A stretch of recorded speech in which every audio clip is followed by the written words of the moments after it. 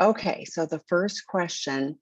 Hello, I'm recovering from compulsive sexual behavior. I've been in SAA since discovery, which was a little over 5 months ago. My husband and I met with our individual therapists regularly, and we're planning our full disclosure in September. We embrace the betrayed partner model of treatment since the very beginning, but I'm starting to wonder whether the disease model for my disorder will work for me long term. I acknowledge that I have an integrity disorder, but I'm questioning the idea that I have an incurable disease. Do both of you feel I'm off track, or should I continue to explore the need seeking behavior approach for my recovery? I had an interesting question today from somebody who called in, but it was more a comment, and they were like, they were, he was clearly new to recovery, and his comment was, I know what I need. And I thought, wow, do we in early recovery, which 5 months is great, don't get me wrong, but it still is early recovery. So I really appreciate that you are asking the question. So ASAM calls it a chronic condition, whether it's disease or not. I mean, I personally know for myself, that I will never be cured. My needs for my recovery have changed over time. The longer I'm in recovery, the more I have adapted a different lifestyle, a different way of acting rather than just reacting to my world. But here's another thing.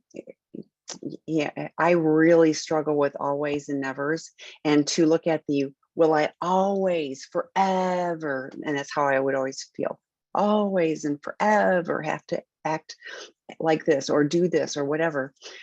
No, but for today, this is how I maintain my recovery, and this is how I make sure that I'm not slipping to the other side. And unfortunately, I know people who have had long-term sobriety and they quit doing the basic things that got them into recovery in the first place.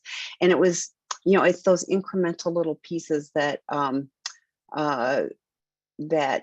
shoot, hang on a second. It's those little incremental pieces that are problematic. Hang on one second, I'm going to mute.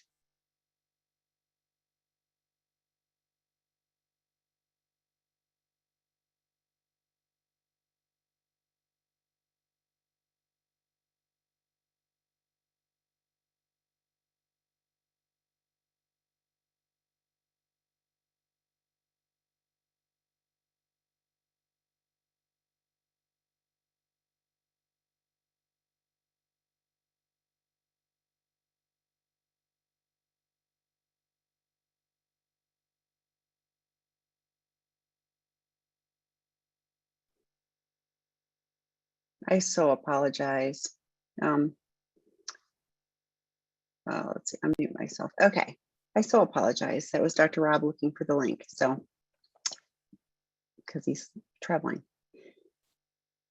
So going back to what I was saying, if I want to move forward, I can't start doing things that were problematic for me in the past. I need to continue to be on this journey.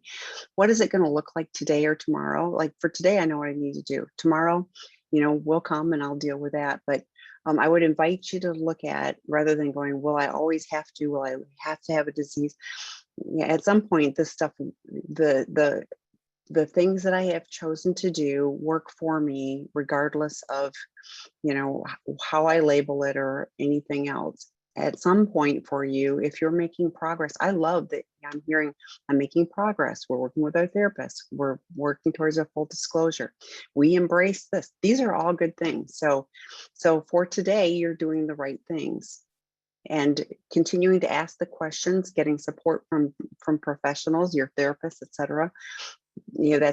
That's great. I would not overly be concerned about, oh my gosh, 10 years from now, what's it going to look like? I could not have even fathomed what recovery would look like for me.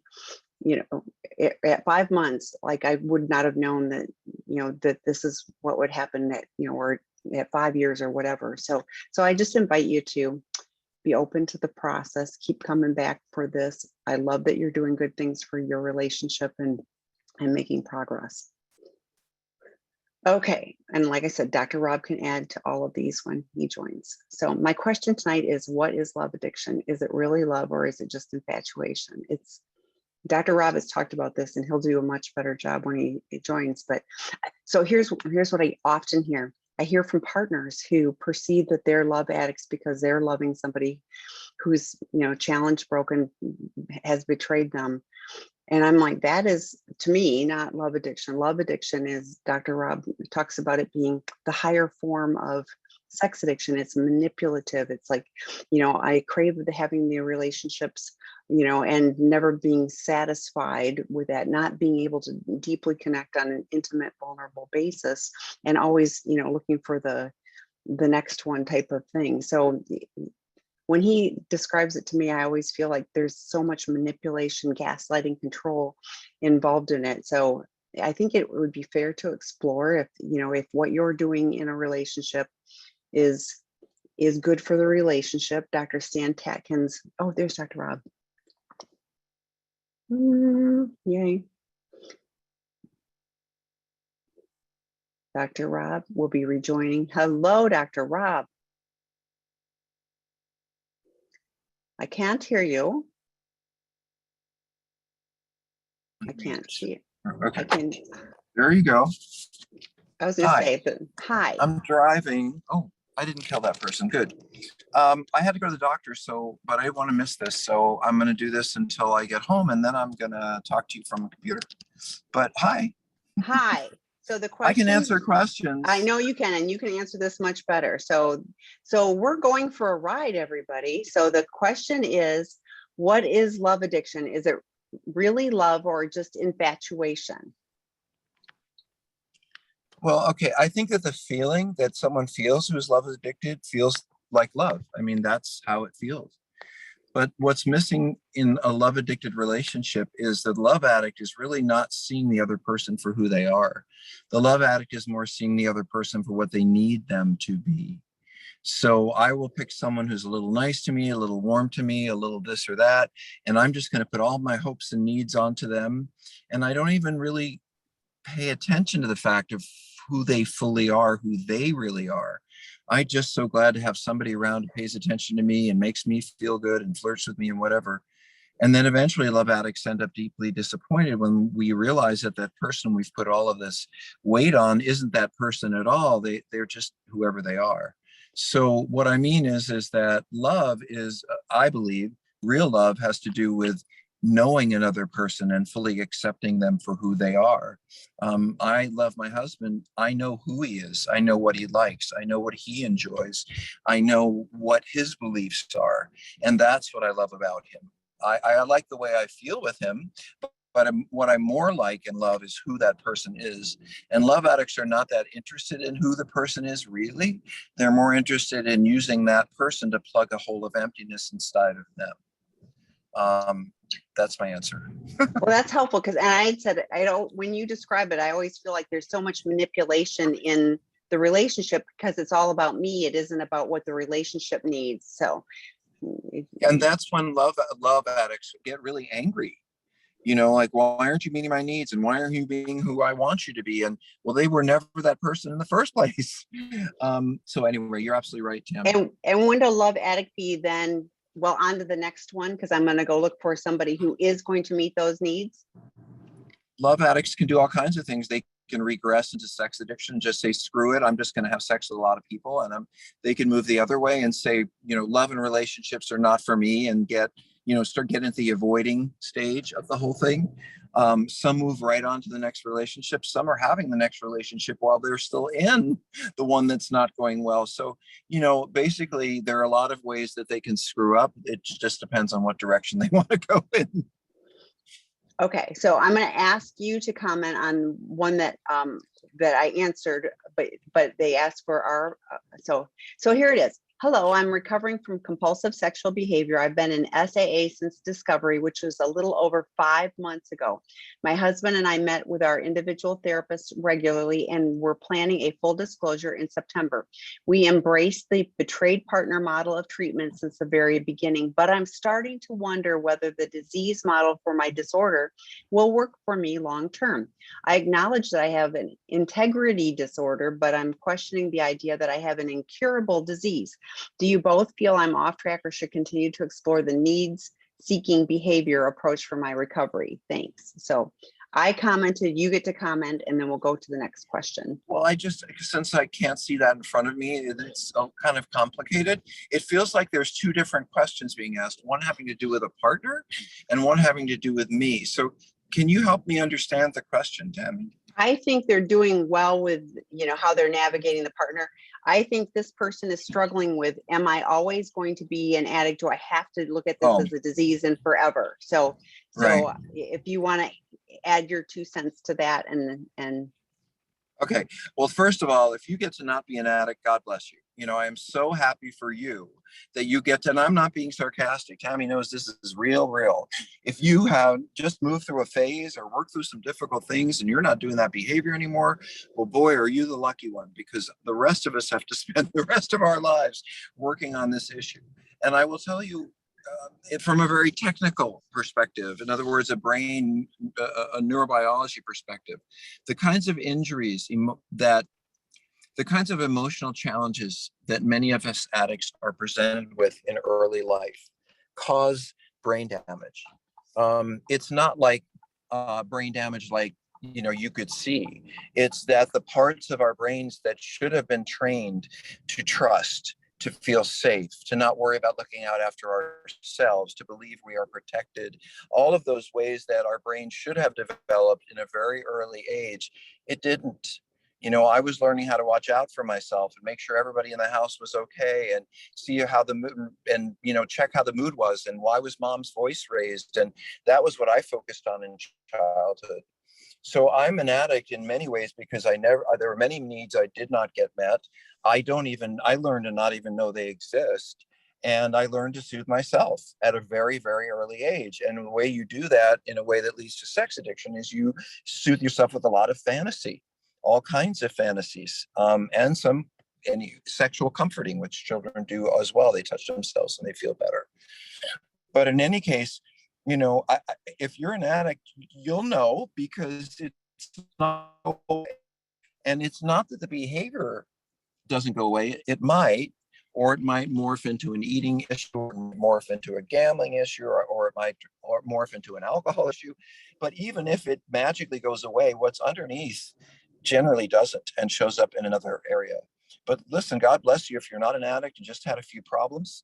The rest of us don't have a choice but to look at it from a disease model, because it is a chronic problem. And the problem that's chronic is not necessarily that we go act it out. It's just that under certain circumstances, it's all we can think about is going to act it out. And that doesn't seem to go away. So I don't know if, Tammy, I answered that properly. yes, that was very helpful. So, okay, Okay. The next question. I'm the betrayed partner female, and my discovery included finding a mountain of online content, such as video of my partner having sex with one affair partner. Oh, sexually explicit photos of other affair partners, pictures of sex toys, sex threads. So it was bad. I saw proof of long and short-term sexual affairs. It's bad. It's been 15 months since my first discovery and 8 months since my last discovery. Unless my mind is fully occupied by something else, I'm still having pretty constant stream of flashbacks and intrusive thoughts. They disturb my sleep, my work, my ability to concentrate, and my ability to be present in general. Is there a typical phase of healing process that helps with this? I just want them to stop, and I don't know how or what to expect moving forward. Wow, that is such a great question, because it has an answer. And the answer is that this is an issue of trauma. And as we were talking about, the brain part of addiction is early life trauma. What you're talking about here is later life trauma, where something has happened that is so overwhelming, like, going to war, or something that you are, hold on a second, I'm going to get to that computer now. Tami, why don't you go ahead and I'll be right there. Okay. And I don't know what that means by Tammy, go ahead, but I agree with Dr. Rob that, trauma, I mean, this is, unfortunately, you had discovery. And when people talk about doing their self-disclosures, we're just going to do it ourselves. I told her everything. This is exactly what I'm always afraid of, is the partner is so traumatized from the amount of content that you can't unsee it, you can't unhear it. So it's, you are stuck with the images. So when Dr. Rob was talking about the trauma work, there are modalities like EMDR, which is the eye movement desensitization, somatic experience, brain spotting. There's a number of different modalities of trauma work that can work on those specific points of trauma that you are, that you are having and struggling with, that can help. It won't erase the trauma, like nothing will ever erase the trauma, but it can make it so you can kind of see it rather than experience that on a very physical and visceral basis. So are you like almost there? Kind of, I'm looking at your ceiling. Okay, he's coming. It's right there. There he is. And there he is. And there he is. Oh, and then he left. He will come back because he was, I'm sure, switching. And I'm going to watch for him. But this is an unusual one. I mean, like, these are live, obviously, and these are like, you can never tell what's going to happen, but goodness, this is a lot. So, hi. So I'm going to put this one. I can't hear you. I'm so sorry to do that to you, Tami. I really had to go to the doctor, and I know. I got stuck in traffic. It's a good thing I don't get easily flustered. Let's put it that way. So But let's you know my answer. level of commitment. If I will do, and I appreciate that. And I'm sure we're going to just keep, going through these. So let's finish the betrayed partner who is Yeah. No, I inundated remember. with, I remember. So If you're not familiar with what trauma is, sorry about that. Didn't do it right. Hold on. Can you see me? No. nope. I see a If you're blur. not Now familiar, with the results of trauma or what trauma is, you can think you're crazy. What's wrong with me that I have these flashbacks and that I can't sleep, and something has happened to you. It isn't physical, it's emotional, but it's the same as a physical blow, and you have injuries, emotional injuries as a result of that. You are not bouncing back in the way you usually do. The things that make you feel better aren't right now. You find yourself constantly thinking about this. Even, I mean, so the reason that I actually said this is kind of a good thing that we can identify is this is identifiable trauma. You know what you're ruminating about, you know what's making you crazy. So we know what it comes from. We know that it's directly related to having found all this information out that was overwhelming to you, as it should be. So the good news is that there's treatment for that. And it doesn't take a very sophisticated therapist, in my opinion, to just begin to help you talk about it and understand how the sleeplessness and the vigilance and the crazy ruminate, how that fits into what happened to you. There's a lot of good learning here for you. And then, like Tami said, finding techniques like EMDR and other things that will help you in the most simple way I can say it, calm yourself down, to be able for you to take control over those symptoms rather than those symptoms taking control over you. But that takes practice, and it takes another person to support you to get through this. And Tami, don't we have some, I know that we have some betrayed trauma groups that some of our volunteers run, where they talk about this very issue, how it has affected not just their families and all that, but their own ability to function. So the betrayed partner, we have betrayed partner support groups, multiple options weekly on sexandrelationshiphealing.com, all from a codependent lens, meaning, we're not blaming you. You're not part of the problem. You're not enmeshed. You're not codependent. It's like you are traumatized by the behavior of the addict. and you deserve support for that, to heal from that. But you can always email me, Tami, Tami at seekingintegrity.com. If you're looking for a specific therapist, make sure you include the location where you are. They must practice within their state licensure. But I will do my best to help you find those support resources. So, okay. Next question. Hi, Dr. Rob. How to heal from attachment issues as a sex addict? I have a strong avoidance style because of childhood abandonment issues. I'm 32 and never had a girlfriend, but would love to date if I can get 6 months sobriety and SLAA. Well, let me first of all say that your being in SLA and working on this is you're moving toward intimate relationships.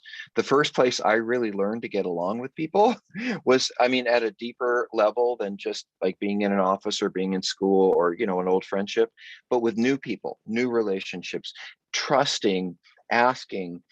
I learned all that in 12-step programs because I had a group of people around and with whom I could practice asking for help, going out for a meal, helping out. I mean, I had to practice sort of being a decent human being. And I got a lot of that in the 12-step programs. And I was able to take the application of those mistakes and those things I learned and bring them into dating and romantic relationships. So I think that some of us, and I'm going to say this to you too, maybe, it's not that we overvalue the love relationship, but we undervalue other relationships that are deeply important to us. I always longed to find someone, but when I had lots of someones who were supporting me and loving me, I wasn't as desperate to find another person. And I think, yeah, so I could say more about that, but Tami, do you have more for that question?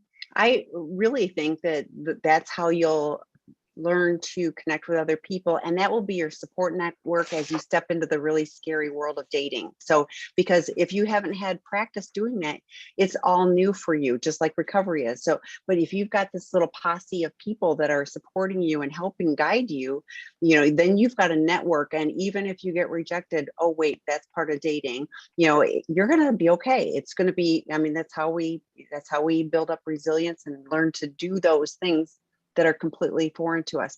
I would love to have you join if you aren't already. Troy Love does his attachment wound. There's a men's group on Fridays. I apologize, on Friday mornings, and he's got a workbook called Finding Peace, and it's all about attachment wounds. I think you might find that really a good resource for you as well as you're exploring this. Can I just throw one thing out there? I know Yes. it seems silly, but it's worth saying. And Tami and I get so many, okay, I'm going to say this in the kindest, most loving way I can. We get all kinds of notes and letters and people want information. And some of it you can really find a lot about on YouTube. Some of it you can really find, I mean, if you wanted to, Tami and I have a lot of our information on YouTube. I have all kinds of lectures and videos on YouTube. We have the podcast. You can go to Google. People write me and they're like, what is a fetish and how do I, well, if you go on Google and ask what a fetish is, you'll learn a lot. And I don't say that to shame or blame. We're always glad to answer questions, but you can get a lot of quick, useful information as long as you do it from the right source. And you double check. There's a lot of good, not good. Yeah, and there's a lot of not good information. Yeah. But yes, and we'll point you any links we can. But I encourage you to get active out there in healthy ways on the internet. A lot of information about trauma, lots and lots, a lot of information about betrayal, lots and lots. And you don't have to, again, I always encourage, you don't have to pay for any of that. So, well, I'm going to encourage you to start your internet search on sexandrelationshiphealing.com, because the links to the YouTube, the links to the blogs, the links to the podcast. That's right. There's podcasts on trauma. There's podcast. I mean, we have so much good research-based information there. Start there. If you get through all of that, then go out, but like that'll take you hundreds of hours. So, okay. Next question. I've set a boundary, this sounds like a partner, about objectification for my SA husband in recovery 6 months, sober for 2 years. I wonder if there is an unrealistic boundary, if this is an unrealistic boundary, since unless I see him actively doing this, I'll never know. Is this an acceptable boundary? I don't ever tell someone that something's acceptable or unacceptable. You know, I can't tell you what you can live with or what is right for you specifically. But I do think I can go with the word unrealistic. I think that men look, that's how we are very visual. We testosterone makes us kind of always there. We actually have neurochemical reasons why we're kind of always doing that. And so I think it's like saying to someone, how to put this. I'm trying to find a different metaphor. If you think of one, Tammy, feel free. But I think and even for sex addicts, and maybe especially for sex addicts, it's important for us to acknowledge that we are healthy sexual beings despite the addiction, and healthy sexual beings see people and say, oh, that's an attractive person. That's not the same as staring. That's not the same. I wouldn't even consider that objectifying. When I look over at someone, oh, they're attractive. Boy, I remember, God, that looks good to me. And then I just move right on. I think that's healthy. That's what people do. I worry about spouses wondering what's going on in our heads. Because the reality is, you're right. You will never truly know whether I spent all day long thinking about that other person or not. What your focus can be is you're focusing on trusting your gut about whether what we seem to be changing our behavior, whether what you hear from us sounds honest and is becoming consistent. You won't ever know what we're thinking or not thinking. And this is, looking at someone is kind of a thinking boundary. It might be years before someone really is able to not look at all. But are they seeing prostitutes? Are they having affairs? I take my wins where you can take them. So I think that just one more piece of this. I'm sorry as a betrayed spouse that you have to have feelings when your husband does something that is not particularly unusual for a man to look over and see someone as attractive, not for 5 minutes, but a glance. Most people don't feel threatened, used, taken it and have all the trauma stuff up because someone looks at the waitress twice. But I feel so badly for you spouses who, the simplest thing we do can lead you right back to thinking, well, I got to be on top of that. I should be looking at, maybe he's going to go back to that, and it just isn't like that. We're either doing this work or we're not. And you will either know at some point or you won't. But I understand and feel badly for all of you spouses who have trouble walking down the street with us and wonder why we turned our head. That's just a difficult place to be.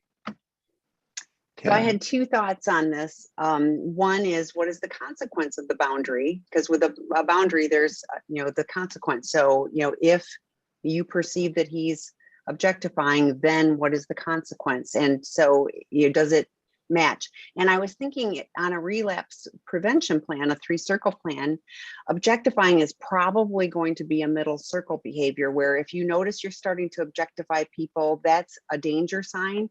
But I would not put it in a, oh, I've automatically relapsed. So I think it's one of those things where having clarity on, what is the consequence of the boundary, and, where does your husband have, objectification in his 3-circle plan, may be useful for you to explore as well. You may say something real quick about sobriety for sex addicts, since you brought that up. It isn't about thinking. There is nothing in sobriety about thinking. There's nothing in sobriety about for the most part, looking. It's about behavior.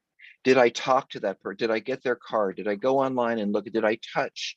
It's about sexual behavior. And the reason I'm saying this is because I understand that every one of you spouses want our bottom line sobriety to include lying. I know you want our bottom line to sobriety to conclude looking at someone and really lusting after them, but we would never get sober. I lie every single day. I don't mean to, but I say, I'll call you in 10. I really mean 20. Stuff happens. And I can validate that one. So thank you for sharing. But I mean, I'm not perfect. I can tell a serious lie about something or another. Hopefully I go back and correct it. But I'm not going to give up my sexual sobriety, my not masturbating to porn, my not seeing prostitutes, I'm not giving that time up because I lied to you or anyone else. It may be a big boundary for our relationship and something we have to deal with if I lie or something like that. But when I talk to the folks I work with about what sobriety is, it isn't I lusted after someone, I looked this way, I thought of this, I lied to so-and-so. It's I did this sexual thing. And I just say that for clarity because I understand what you spouses would hope that would be included in sobriety. Sobriety is not our being the best and most perfect self. It's simply not doing things that are going to destroy ourselves and others. So thank you, Tam. Next question. Hi, I'm in recovery from sex and love addiction for a few years and have no partner, but I do have guilt.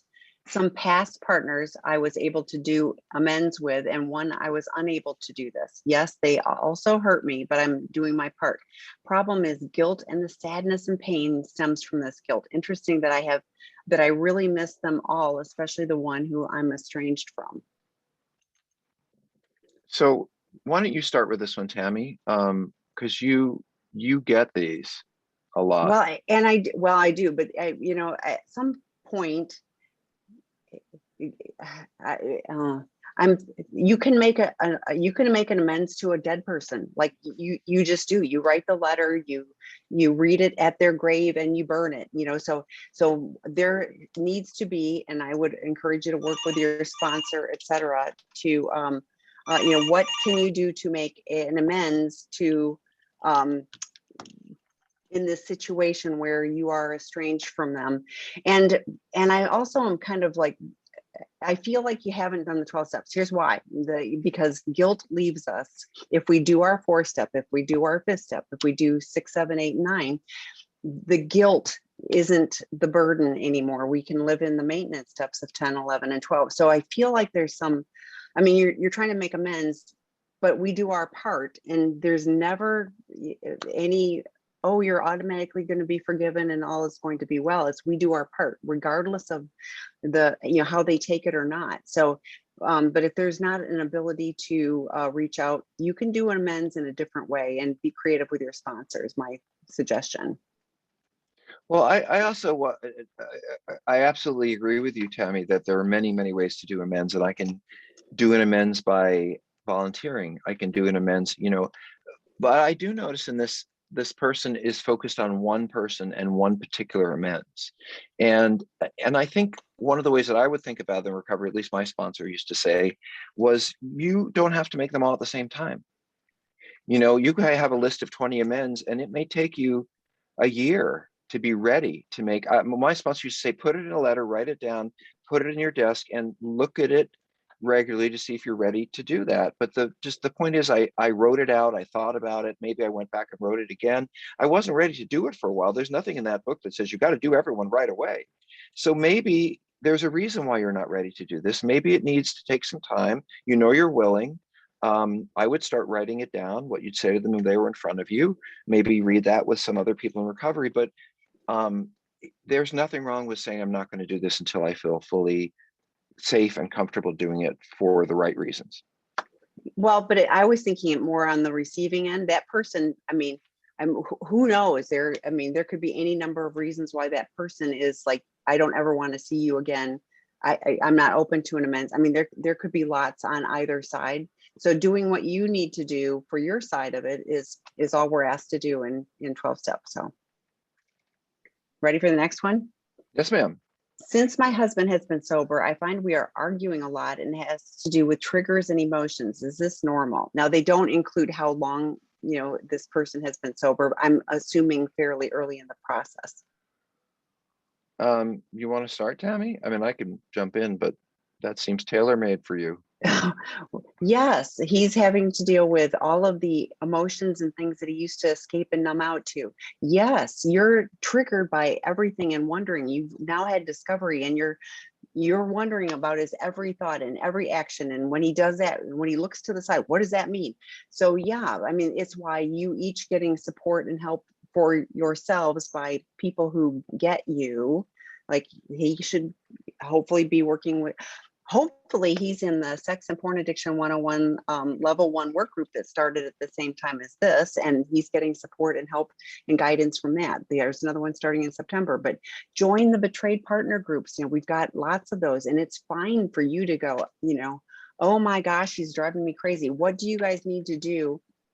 We've talked about this on webinars before, but like not having it be talking about just this stuff all the time. How do you set a safe space where you're able to be supported? He can call a sponsor before and after. You can call your support person before and what do you need to do to have safety? Go for a walk, for goodness sakes, take yourself out of that, do some grounding so that you aren't constantly having to deal with all the negative energy and emotion. So yes, there's a lot of good stuff that you can do. Like Dr. Rob said, listen to the podcasts, watch the webinars, join these groups. You'll find useful tidbits. We've done some on just grounding and what do you need to journaling. We did one with Harriet Hunter, which was amazing on journaling. So, research on why that's good stuff. So what do you have to say? Well, I appreciate all the resources, Tami, because it is nice to know there are things there to actually help and not just answers that we're giving. But I think that Tami hit it on the nail in that, or at least the way I perceived what she said in part, is that you're used to depending on each other. You're used to turning to each other. You're used to being when things were good. And now that he's sober, you might feel more trusting or more safe or more hopeful and start to turn to each other again. And I think that that's a tricky thing. It's very important for you each to establish a well of support, because for the first time in your relationship, maybe ever, you can't go to him and say, well, I'm feeling this, because you don't trust him yet, and he can't go to you and say this or that because he hurt you. And so I think partners, all of you couples kind of feel like, okay, we're sober, or he's sober, and now we're just going to get into all the issues and work on everything. It might just take 6 months of sobriety, and then you might start talking about things. This is a marathon. It's not, is that how you say that, Tami? Yes. It's not a race. It's a long slug. It's not a sprint, it's a marathon. So you're in And the long haul. Thank you. I appreciate. I needed those sports references. Very good. Thank you. But and also I think you should. I ask you to be more kind to yourself. You're going to argue a lot. You're going to be triggered a lot. You may need to back away. He may need to be more empathic. It may be somewhere in the middle. It may be like Tami said.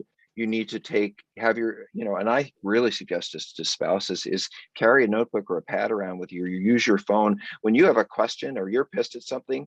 Keep a list. Here's the list of reminders I'm mad at you about. Here's the list of questions I have for you. But you can't do it all day long, even as much as you want to, because it just raises the temperature when you've got to live life and get through all the rest of it. So I do agree with Tami. Designate time each day to talk about this stuff. And for you partners, sometimes I get it. You feel like you've just got to know this. Write it down. And then you can sit down and say, these are the things I thought about today. When you pepper us with questions all day long, it's difficult to not get irritable and argue, because, as Tami said, you still got to get through the day and feed the kids and whatever else is in front of you. So yeah, and then it becomes reflex for an addict to go, when is this going to ever be done? When are you going to stop? And then so it just spirals down in a very negative way. So okay, next question. I am the betrayed partner of 3 years. My SA has not been working the program lately and has been acting out and lying. Only when I do put pressure on him to attend a meeting will he go. Do I have the right to ask to see his phone and his messenger? He won't remove his password or passcode. Well, you know what I'm going to say. I right? do. Go for it. Well, I'm concerned that the response that you have is, do I have the right to look at his phone? Because I think it goes so much further than that. You've known about this for 3 years. I assume it's a he, it might be a she, your partner knows what you've been through, saw it happen, knows about the lying and what it means. And you've been 3 years. All of a sudden, he knows, I'm sure, what it means, or she, that he's not going to meetings, that things aren't coming out right, that there's distancing.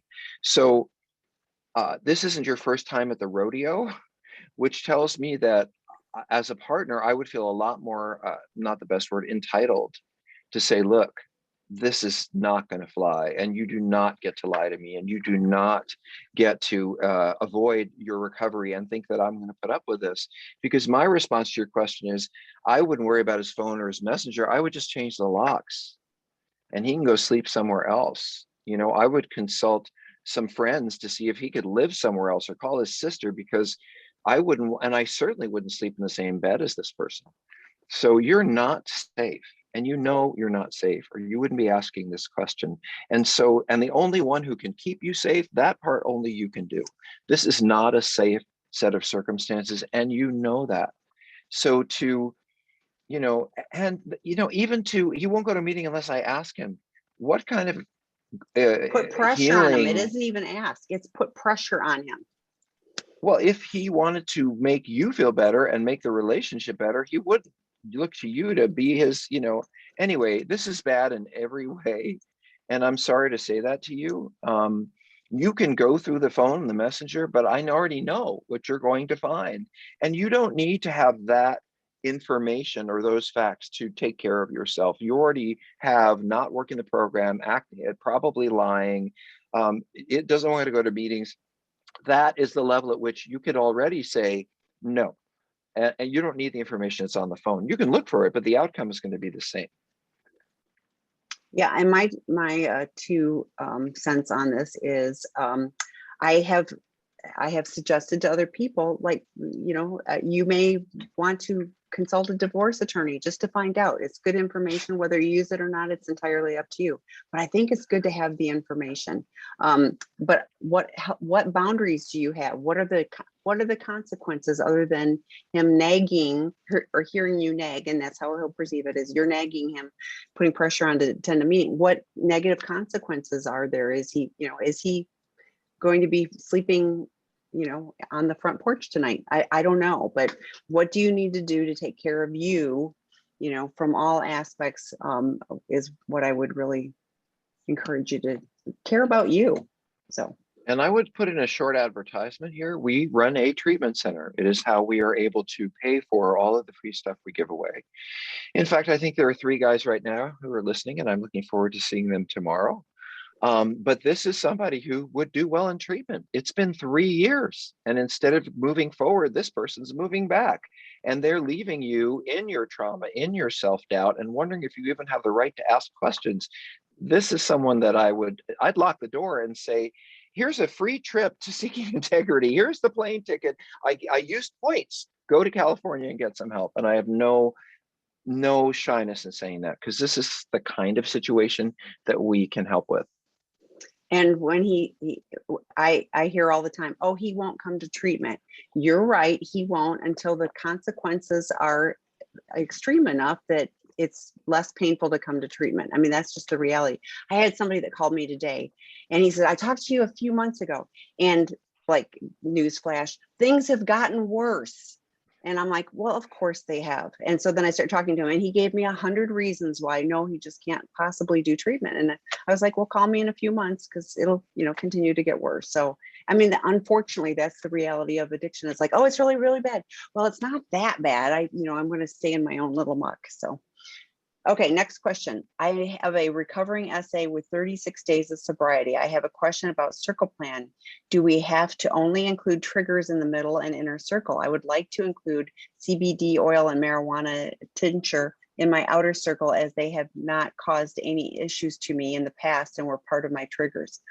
I use it occasionally to feel better for focus. Oh, well, I was thinking you'd surely have an answer for that. I was just thinking.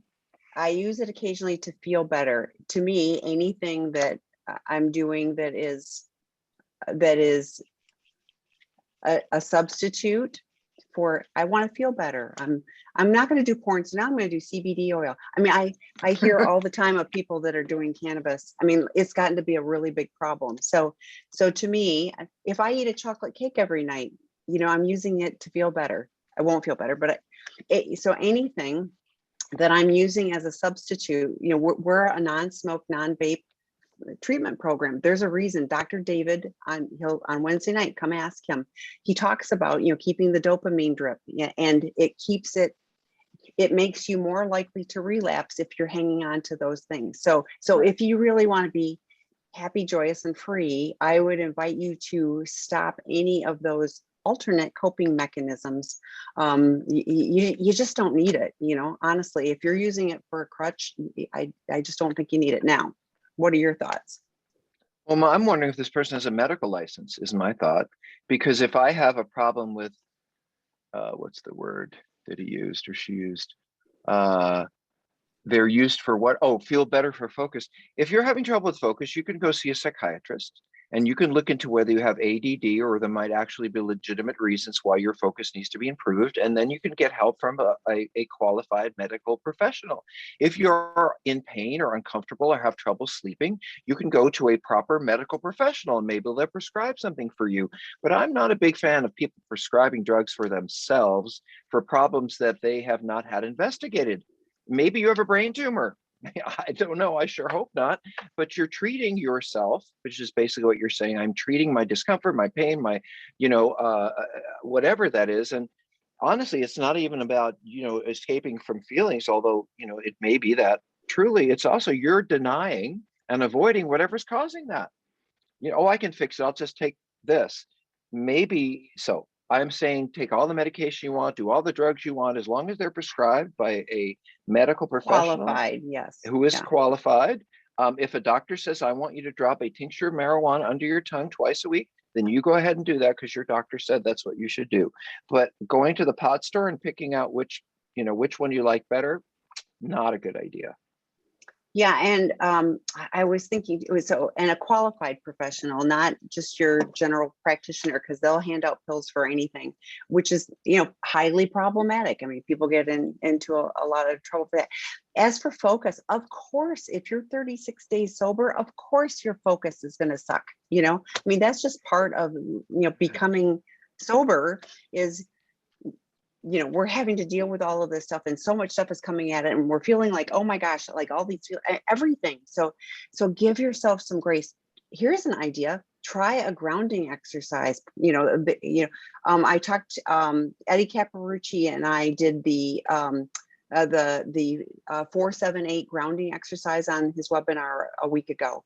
And he said the Marines use it. I never knew that, but like, it's that legit 2 minutes. And I can be focused. So if I can do it, I bet you can too. Highly not focused. Okay, next question. Hi, Dr. Rob. Thanks for all you do. My husband has been in SA recovery for 3 years, as well as I in Partners for Betrayed Spouses. In the beginning, I had heard that it was best for the addict to set his own boundaries. I asked him to do this and he did. However, he keeps breaking the boundary he set around the phone usage, and he keeps breaking his own boundary around it. What should my response be to his boundary breaking? What can I do? Who is responsible for reinforcing the consequences around it? That's a lot.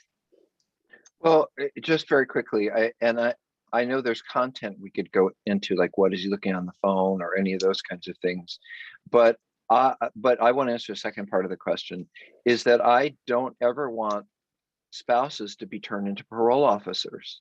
That's not your job. And I don't necessarily think that we should tell you every life boundary that we're working on. You have enough to worry about.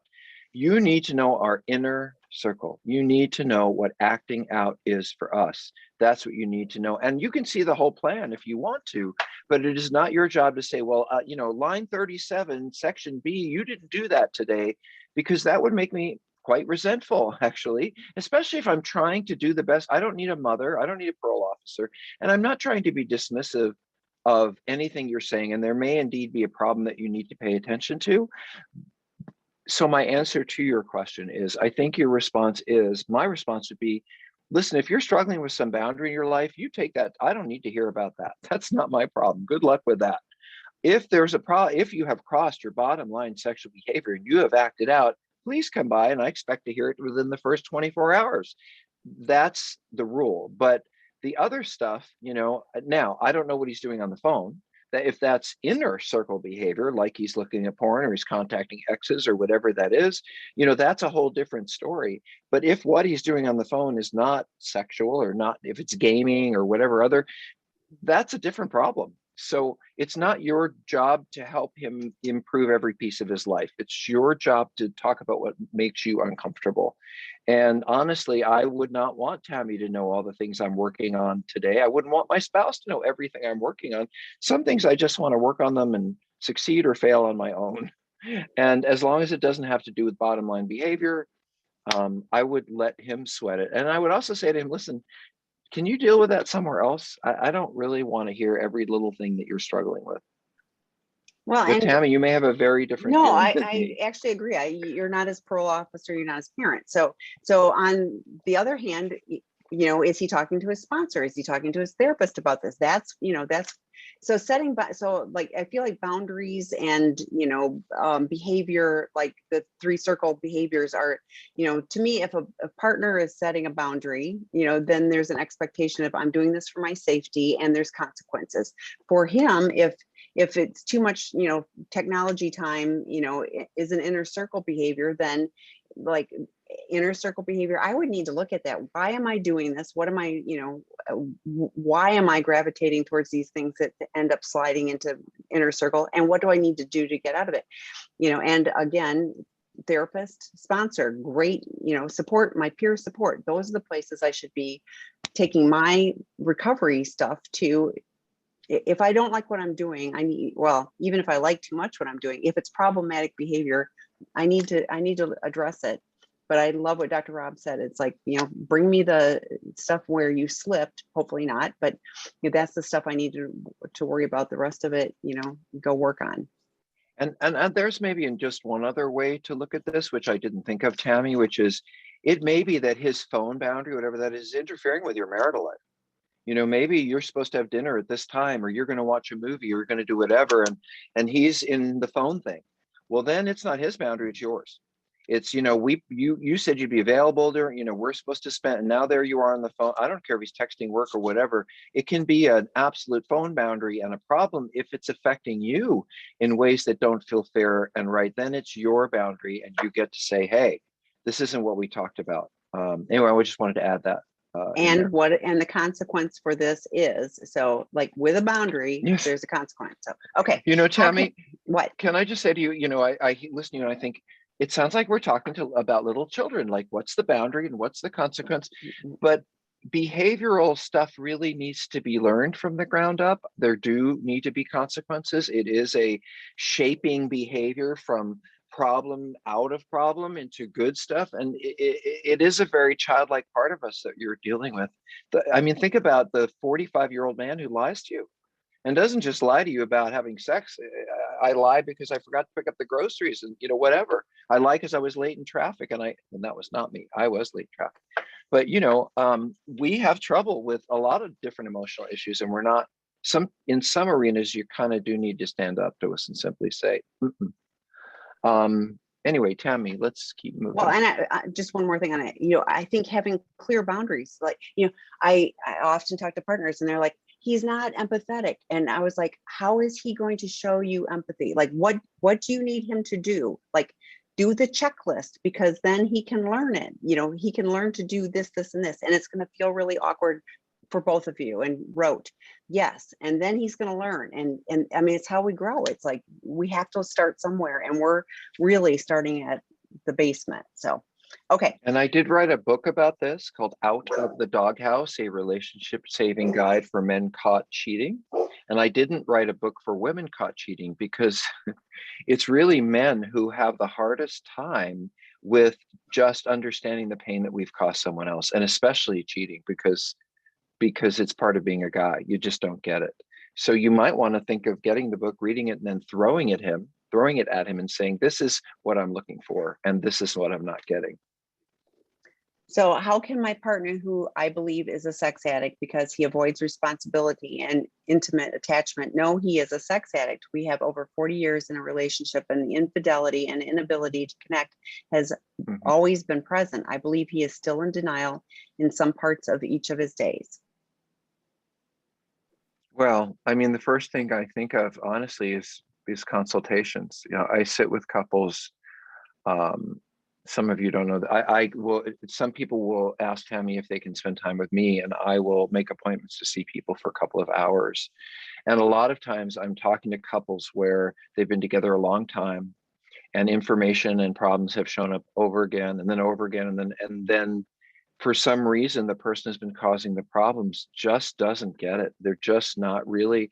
And a lot of my job sometimes is saying, how do I say this?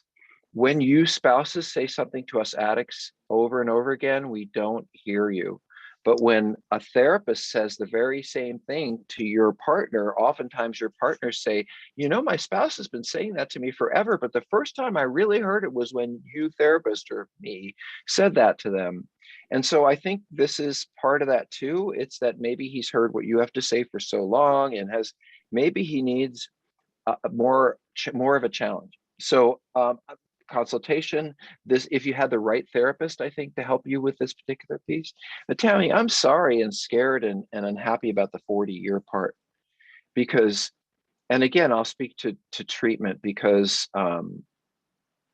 I talk to a lot of men in their 30s and late 20s, really up to their 40s, and they're starting this journey and they're working on this, and they're going to, and I was started at a young age, they're going to meetings, they're going to therapy, they're really moving along. And they, fortunately, being 35 or 25 or 40 means you have a fairly long road ahead of you to do the work you have to do. But when I'm talking to men, as I also often am, who are 62, and they're facing a lifetime of this behavior, that's when I say go to treatment, because you're not going to catch up on the 20 years of work that 35 or 40-year-old has been doing. You're 60 now, and what you need to do in the period of time you have left is a lot. And you may not get it. You're not going to get it in one therapy group a week and doing some groups that you do on a weekend. So when I hear 40 years in a relationship, I think that's probably somebody who needs to take a more serious look at their problem. Because we're not talking about a few years, we're talking about a lifetime. But anyway, Tammy? Well, and he avoids responsibility, but it sounds like he doesn't think he is. At the end of the day, the label is the label. I find, having the label of addiction helpful, because it gave me a plan of how to live on a very different basis. But at the end of the day, there's highly problematic behavior for the two of you and over a long period of time. So like Dr. Rob said, this isn't going to be fixed automatically. There is a self-screening test. It's just a little quickie. It's not like what we use for clients coming to our treatment program, but on seekingintegrity.com, under the resource tab, you'll see some quick online assessments. And if he answers honestly, he'll get some information. So, but denial is a powerful thing. I shared earlier that the person calling in crisis is like, I'm in crisis, things are really bad. Well, it's not that bad. That's unfortunately what addiction is, and it's sad. But I think for you as a partner, what do you need to do to set a healthy, safe boundary for you? If he continues doing this, what do you need to do in order to be safe? So next question. I've been in recovery and sober for 16 months. My biggest hurdle is being able to hold my wife's pain. After some time of talking through issues with her, my emotions eventually break down and I turn inward. What are one or two specific things that can help me in the process and be able to show up for her? Well, I think what this person is talking about is shame, that I eventually break down and turn inward. And to me, that sounds like, and I just start hating myself and I shut down, and then I can't show up for them anymore because I just feel so awful. And I don't know if that is what you interpret that to mean, Tammy. Do you have another thought? No, I do. But I also, I just don't think we've got the bandwidth. So I kind of wonder how long this is. Like we talked a little bit earlier about setting time aside, and it's like 20 minutes. And then you can have the parameters of like, I want to be here for you. I just need to go, I need to gather myself. I'm going to come back, but if this is like we were talking about the marathon session, if this is, coming at you from any point of time, that's very hard. It's not a surprise that you would struggle with that. So what do you need to do to have the bandwidth? And I would suspect it might be, I need to go call my sponsor. I will be back. I'm going to take a 20-minute break. What do you need to do to hold the space? It might be take a break and come back. Yeah, I agree absolutely with the taking time out part. And you may not know what that is or when that is. I mean, I had a couple of thoughts about, does she know, is this his wife? Yeah. Does your wife know that you lose yourself like this? Is this something you guys could talk about when she's not upset and not in a difficult place, and you can say, hey, let me tell you what happens and where I go and when it happens, and how could we work on, stopping if it's not that I don't want to hear it or work on it, but how can I raise my hand, and like Tammy said, go for a 10-minute walk and come back, maybe you can include her in the solution. I find a lot of times we sit there and, okay, I'm not going to say this, I'm not going to do this.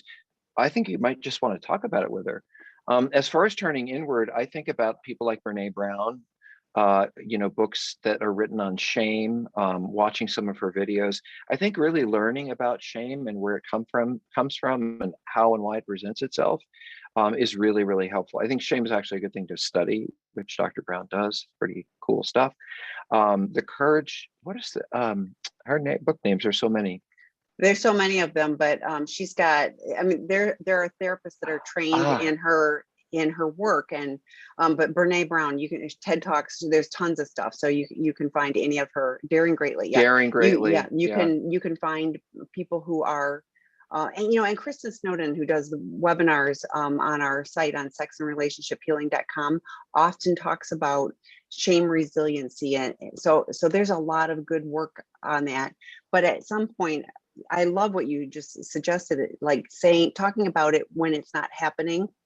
And that's true for so many things.